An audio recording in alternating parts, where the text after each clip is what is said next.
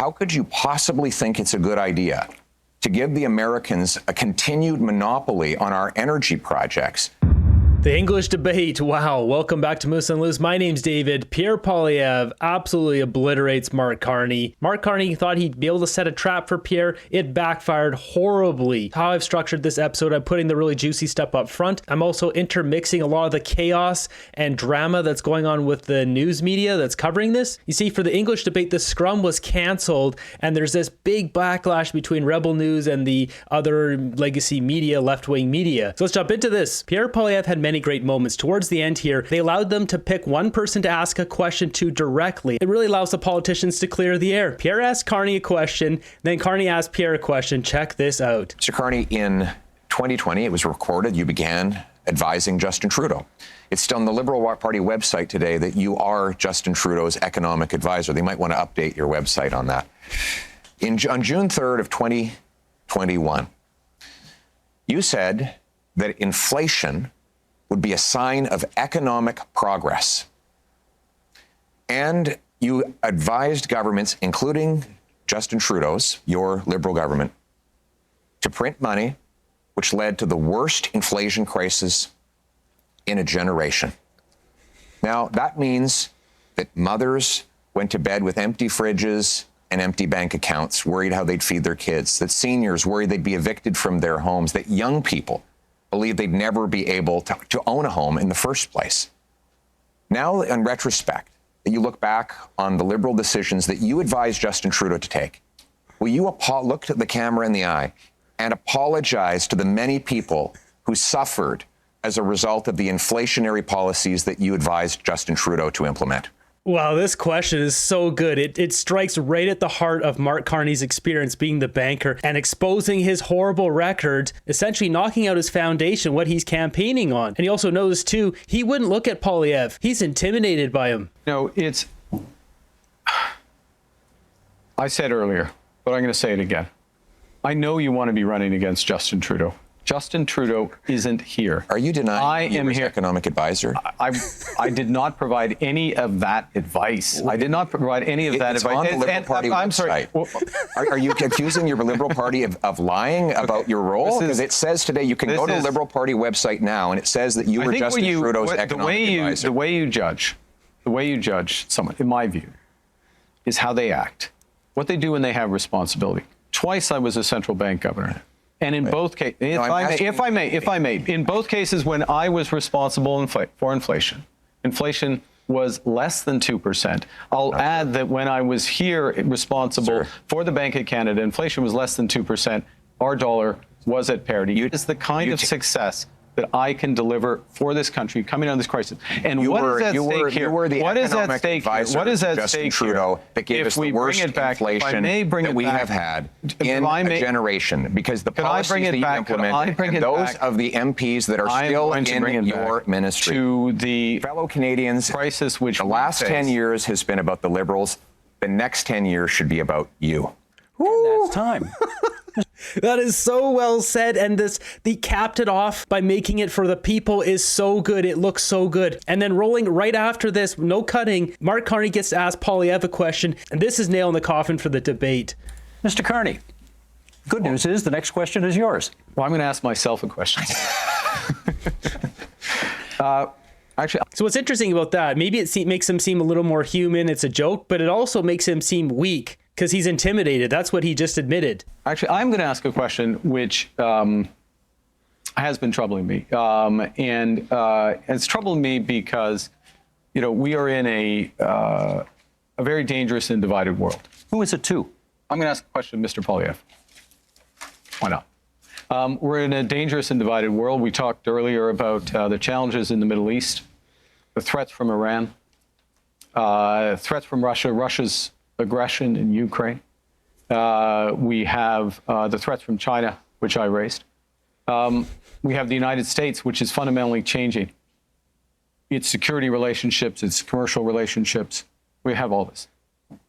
And in the context of that, everyone on this stage, Mr. Blanchet, Mr. Singh, myself, we have our top secret security clearance. We have our top secret security clearance. I got mine within 3 weeks. It wasn't hard. but I felt it was important that I had it so I could be in a position to be informed about that dangerous world and take decisions at. And Mr. Poilievre, it is now 950 days, if my numbers are right, since you've had the opportunity to get your top secret security clearance, and you've refused. Why? Mark Carney just walked himself into a major trap with this. Well, first of all, I have got my security clearance when I was a minister. I got top secret clearance at the time, so there's no problem getting that.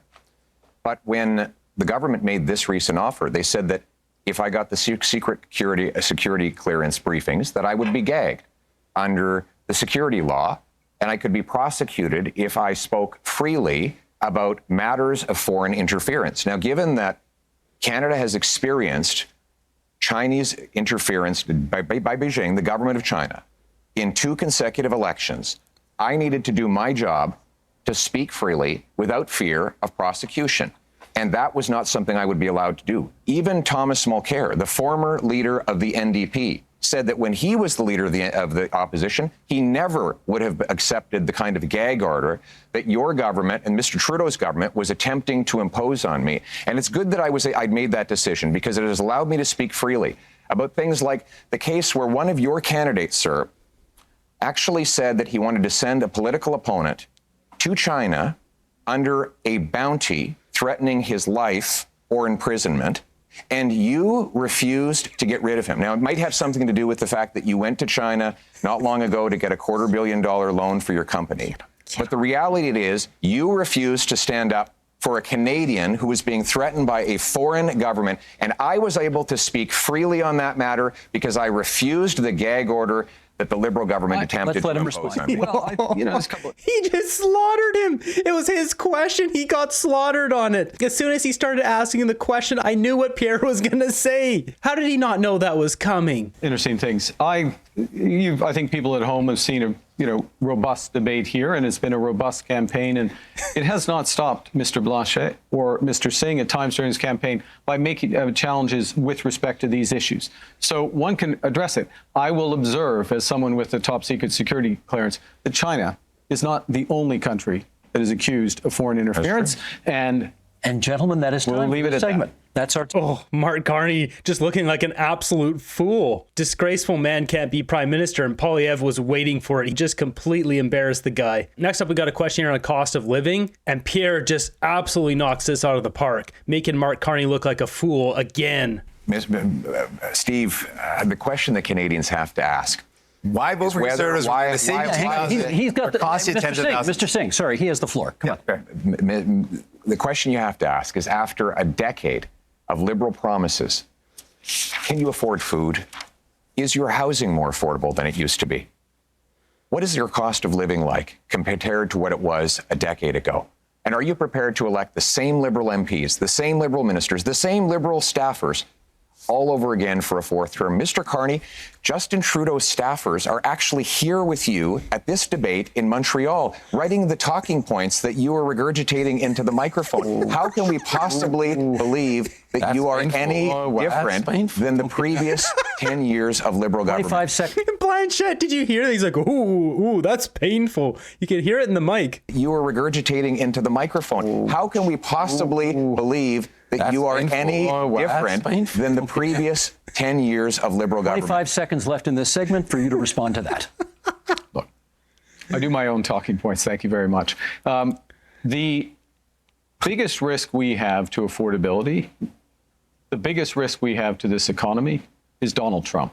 So first, oh God, okay, we don't need to listen to this. He just keeps bringing up Donald Trump. That's all he has, this entire debate. Next up, we've got closing statements. This is their final chance to connect with the audience. It's interesting too, if we look at the clocks here, Mark Carney got 31 minutes of talking time, Poilievre with 28, Blanchett 23, and Jagmeet 21. This is a big difference, 10 more minutes of speaking time for Carney. I thought they're supposed to keep this close, but all Jagmeet did this entire debate was talk over Poilievre, and every question he answered, doesn't matter what the question was, he would just make it about healthcare. Now for final statement, statements. This was chosen randomly, and it just happened to work out the best for Pierre Poilievre. You see, the first person and the last person will be the most memorable of the four for their final statements, and the last person getting the last word is the most important position. For how it worked out, Jamie got the first slot. We're not going to listen to him. Carney got the second slot, which we'll listen to here next, which is a bad one. You don't want to be in the middle. Blanchet got the third, and Pierre Poilievre got the last one. We are facing the biggest crisis of our lifetimes.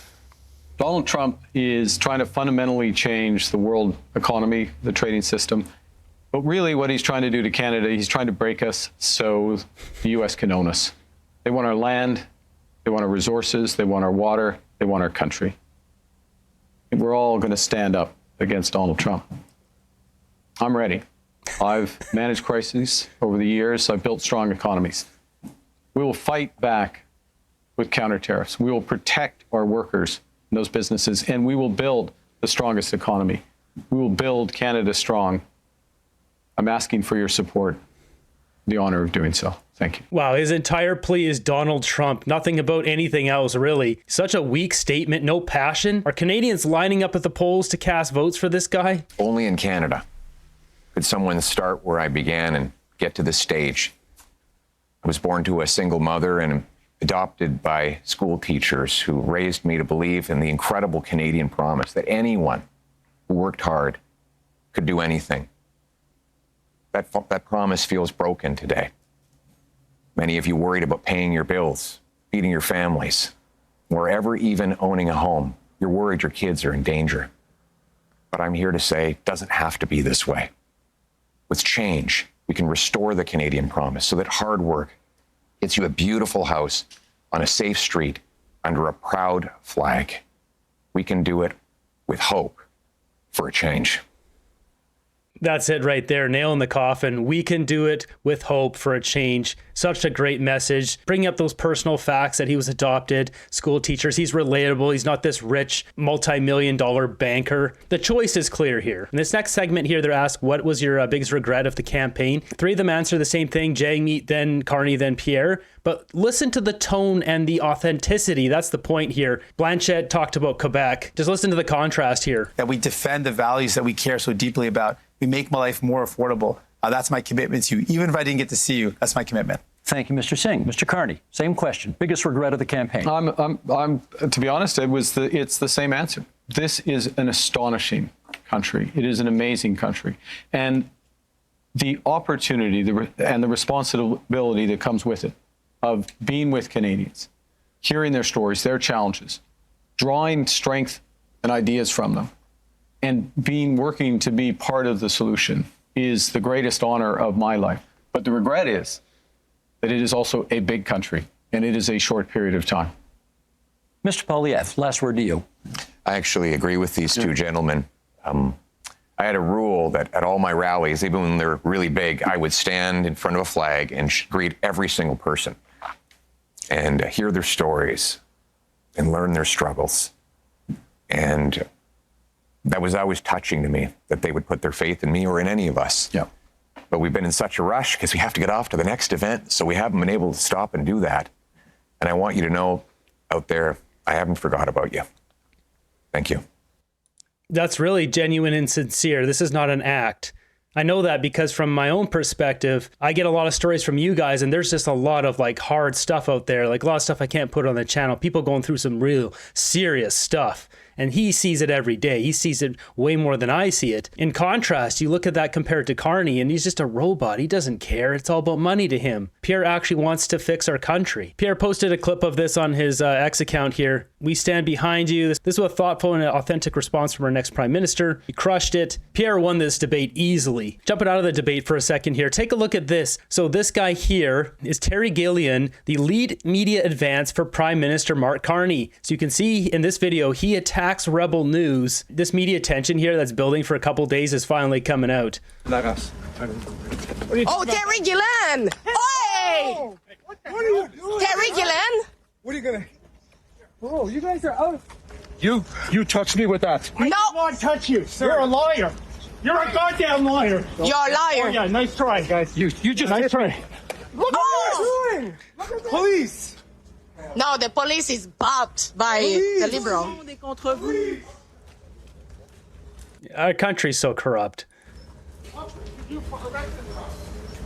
He's clearly pissed off that Mark Carney just got completely slaughtered in that debate. We got clips of this one where you can see David Cochrane throwing a tantrum and talking about rage farming. And this is where we've ended up in this election. With everything going on with Donald Trump and everything going on in this economy and everything going on in the world, this is where the national Canadian election debate has ended up.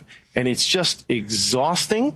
And it is the end product of multiple years of rage farming for narrow political gain and financial benefit for a very small group of people who blew this up today. I'm sorry, what? Financial gain for people who blew this up? So they're talking about, this was from last night, the French debate, where all the independent media got to ask questions. They talk about financial gain. These guys just got an extra $150 million from us, the taxpayers, via Mark Carney. These guys getting $1.44 billion of our money, and they complain about Rebel News making money? They complain about independent media getting to ask a few questions every 4 years, getting denied access to all these different events. Like, these people are out of control, and David Cochrane has the thinnest skin on earth. This is such a weak, pathetic little man. Pierre wins, their voices get squashed. We need media outlets representing Canadian people. So next up in the segment here, they're talking about tariffs and the threat of Donald Trump. Listen to Pierre just completely obliterate Carney again. Mr. Carney, you claim that you want our country to respond with strength, but after the last decade, half of which time you've been Justin Trudeau's economic advisor, our economy is weaker than ever before. It's been the worst growth in the G7. We've lost $500 billion of investment south of the border. You supported blocking pipelines in Canada that gave Donald Trump and the U.S. a near monopoly over our energy. And now you want to keep in place Bill C-69, the liberal no new development law that blocks us from shipping our resources overseas. How could you possibly think it's a good idea to give the Americans a continued monopoly on our energy projects when you have seen how much these liberal policies have weakened our country over the last decade? Let Mr. Carney respond, and then Mr. Singh. Sure. If I may, yes. So let's go to my record. My record is a month long as Prime Minister. And this goes to the heart of coming to the Americans with strength, but doing the right thing for Canada. Within the first week as Prime Minister, I sat down with all the premiers of the provinces and territories, as well as the leaders of the Indigenous peoples. Got an agreement with all the provinces and territories, doesn't happen very often, got an agreement for them to have one Canadian economy instead of 13. First point. Secondly, to commit the... First point, Pierre Poilievre came up with that idea, and then you came in and scooped it up. Because you're Prime Minister, you're able to have that meeting. And what has come from that meeting? Nothing. Federal government to do its part by Canada Day. So free trade in Canada by Canada Day. Thirdly, the federal government to commit with respect to project review. The question was about pipelines. I'm getting to it. Thirdly, one project, one review, and relying That's on provincial. Yes, it is possible under our system. No, it is the impact assessment. It is agreed on under the impact assessment framework. And we have a cooperation agreement. Yeah, he called him on it. You can't do that under our system because C-69. You can't bring in those pipelines. He's full of crap again. He's caught lying. And Blanchette, I should say, if you watch the full thing, Blanchette calls out Mark Carney multiple times for lying. He even brings up specific times. And Jagby does this too. Specific days where Mark Carney said one thing and then he said another. He got exposed by all three of them for being a liar. It's agreed on under the impact assessment framework. And we have a cooperation agreement with British Columbia already. We're looking forward to them with the other provinces. We will move forward. Mr. Singh's turn, please. Of course, we agree. Okay, so we don't care about what Jagmeet has to say, but Mark Carney leaned into going over and talking to England and France, but really he got nothing from that, and those guys didn't even want to do press conferences with him. So Mark Carney got rejected over there. Nothing's come from that. There's a major blowout between the media. You can see it here. There's this Keenan Bexty, Juno News. I believe this is Alex Zoltan filming this. Yeah, it's his clip. There's also Ezra Levant, Rebel News, sitting next to him. So this guy hears from the Hill Times and just has a complete meltdown. Yeah, absolutely. You're clearly not doing any actual journalism. Why, when you guys started gaming the rules and threatening to sue because you didn't get your way, I assumed the rules were out the window. No. Oh, was that like when it was in black and white saying you should only have one reporter credited so that everyone might have a chance to ask a question, but instead. So this guy's having a complete meltdown because finally Rebel News, after they sued, was able to get into these media events. Instead of it just being a bunch of left-wing lunatics who get to ask softball questions to Mark Carney and then grill Pierre Poilievre, as it's always been. The media in our country is highly corrupt, and we're seeing a full meltdown here because it's now fair. Yeah. Your little chattering class, sure. You third-party advertisers that you Who are work you? for. Who are you? Who do you work for? Rebel News? Who do you work for? Rebel News, owned by Ezra Levin, is a different company. Why doesn't people reach out? Why are you screaming? He works for Hill Times. Why are you screaming, by the way? Well, I want to make sure the guys filming it over there get the good audio. Good. Can you hear me okay? Am I enunciating properly? No, this guy needs to be fired. Driving around this venue You're lying right again. now. That's not a Rebel News ad on there. You're lying. It's Why are you owned by lying? Rebel. It's owned by you. Sorry. The truck is for Canada, which is owned by you. You're lying again. Which is Jesus separate Christ. from Who are Rebel you? News, You're a which is also crazy guy. owned by you. You're crazy. So he's complaining about Rebel News truck that drives around with pointing out Mark Carney's scandals instead of investigating the scandals that are on the truck is what he should be doing. You got to control your emotions. One by one. Control your emotions. I'm just enunciating. You're out of control. You're out of Speaking control. quietly doesn't make your things any less You're bullshit. completely out of control emotionally. So this is funny. Eventually somebody from, I guess, the CBC or something comes in here. So this lady comes in here and tells him to pipe down. Is she telling you you're out of control emotionally? So he doesn't say a peep after that. Oh, I guess they got him here. Stuart Benson, reporter, he, him. Okay, that's all we need to know. So next up, we got Yves Francois Blanchette, block leader here, absolutely slamming Mark Carney. You claim to be very different from Mr. Trudeau. Now, the point is to show that you are any better than Mr. Trudeau. You claim to have a lot of experience in many things. And you know things. Last time we had somebody saying that they knew things, it was the senators, and they killed the law that protected supply management because they knew better than us and were elected by nobody, exactly like you are today. You say that you are a great crisis manager. Which one? I heard of nothing. As far as I know, Brexit happened, even if you were against it. You say you are a great negotiator. What have you negotiated but fiscal paradises in Bermudas or Cayman Islands? You have to prove something and you have to reveal what you own in those companies if you want people to believe you. Mr. Singh, you wanted to... Yes, Richard. Oh, that was brilliant. He dinged him on everything. Bermuda, Cayman Islands, and his conflicts of interest. What assets does he own? To the topic of housing. Now, it's very important. Obviously, we need to build homes that people can afford. Mr. Poilievre had the opportunity to show us what he could do. So Jagmeet Singh tries his 6 houses thing again, this debate. It's pitiful. This guy just spreads lies and misinformation. It's an attitude towards housing that absolutely ignores affordable housing, deeply affordable housing, issues with vulnerable people, ignores the rental market, ignores all other aspects of it. So the 6 are the relevant. Mr. Singh is absolutely right. The 6 are the relevant. 200,000. The 200,000 are a different part of the housing market. There are many Canadians. There are many Canadians at different income levels. The second. So Mark Carney just dodges the whole tax dodging, conflict of interest. He won't even address it. Just a slippery snake. So listen to this. David Cochrane going after Rebel News and independent media. He doesn't want independent media in Canada. He wants to keep getting these big greasy paychecks and pushing propaganda to Canadians. Okay, so I know the past precedents, but like this is a filing with Elections Canada from this election where Rebel News has filed as a third party advertising group. They are raising money in their own documents for partisan political activities.